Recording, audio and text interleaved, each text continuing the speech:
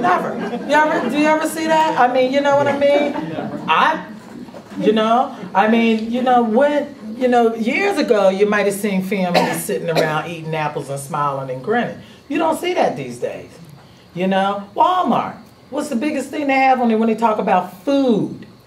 You hear the commercials about food? What's on it? Doritos, pretzels, cheese twists, soda.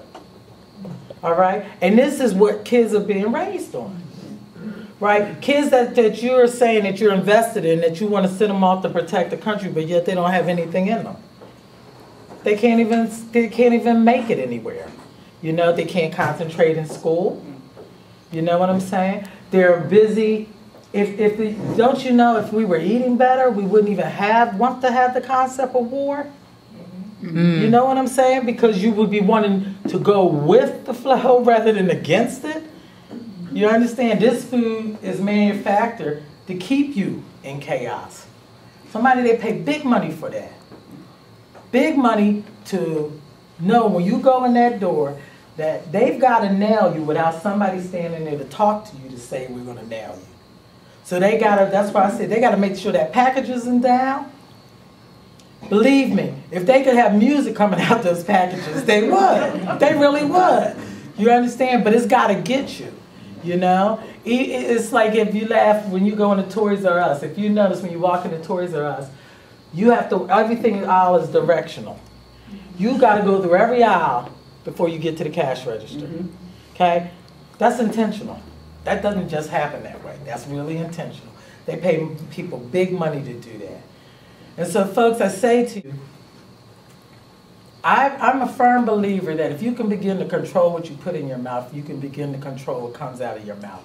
And when I say that, I say that most of the diseases that we carry are self-inflicted. Many of our ancestors, they had to go and get their food. It wasn't really brought to them. They were an integral part of raising it, what they put in the soil. They didn't really have a lot of chemicals. You know what I'm saying? So grandma was sometimes pouring food quality hydrogen peroxide in the soil rather than chemicals.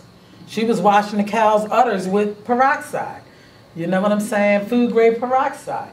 Natural things that you could use. When she sent you out into the woods to play, she put a certain kind of mustard wrap on you or a certain pack on you so that you would stay well. Those are the same things that are still going on today, but they've convinced everybody that it's not good for you. And it is going to be the only thing that's going to save you these days, is my belief. I find it very difficult that your body can synthesize something that's synthetic. I don't see how that happens. In the same way I was talking with my sous chef last night, we were talking about meat. And I said, most of the times when you eat meat, it's so well done, you're killing it twice. And I said, and then you eat it, it sits in your colon, because your body can't break it all down, not just in 2 days, for a while. Okay? Now, let me just ask you this. You ever seen water left in your pipes at home? And sooner or later, the pipes start getting holes in it, right? Right? Isn't that just about how cancer is working in your body? You start to build that. When you leave that in your colon and it doesn't get out and it becomes cancerous because there's bacteria with it and it's growing still. And even though all the other stuff you're eating is coming through there, so then now you started to develop a disease. And now they want to come in with a different chemical and treat it. And your body's reacting to the chemical. Even if it's something like radiation. It's reacting to it, And nowadays, how they're treating the animals and treating the soil and all that kind of stuff. Oh my God, people have heard about the radiated beef on the market? What is that? What is that? So you mean you taking the same idea that you put people through and you're putting the meat through to make it safe for the people to eat?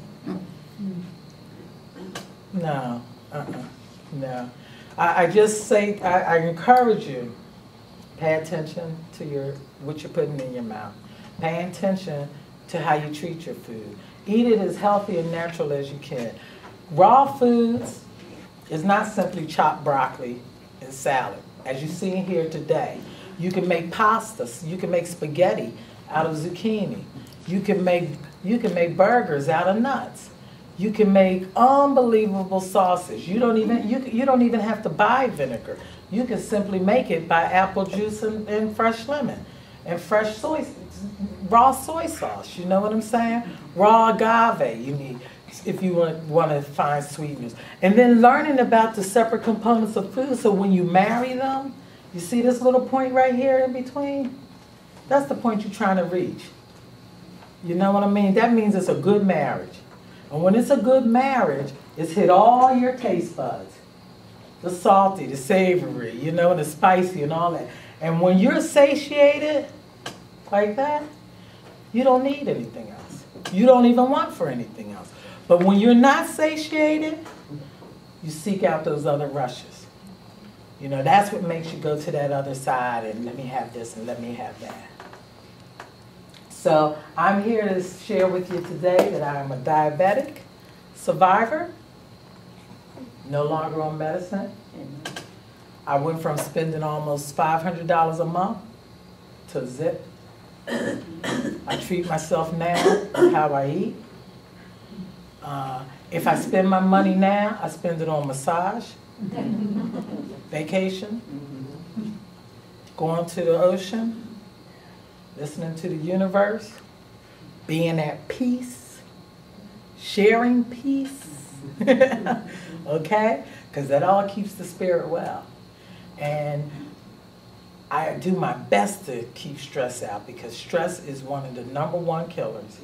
And when you start to get imbalanced and clean, it takes no time for it to come through your body. I have a website, Miss Angie's foodforlife.com.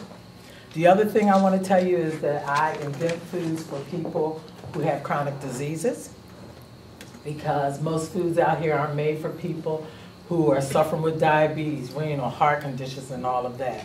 And like I said in the beginning of my conversation, I show you a different way to eat things. That's one of my fortes. I brought some of my products with me today. I have a cucumber lemonade here that I'm trying to get onto the market. It's made with agave. It's 100% all natural, organic, vegan. I have raw kale, which I did share with one of the ladies. Excellent. Okay, I also have marinated spinach. Everything that I have that I do at my company is all organic, all natural, 100% vegan. We shop for it ourselves. It's made with love, made with care, made with kindness. If you're interested, all the products, there's nothing on that table over $3. If you have any questions, please feel free to email me. I am in constant contact with doctors in South Dakota who are of the same mindset. So, you know, there are remedies for mood elevators, blood cholesterol, blood pressure and cholesterol, diabetes, gout.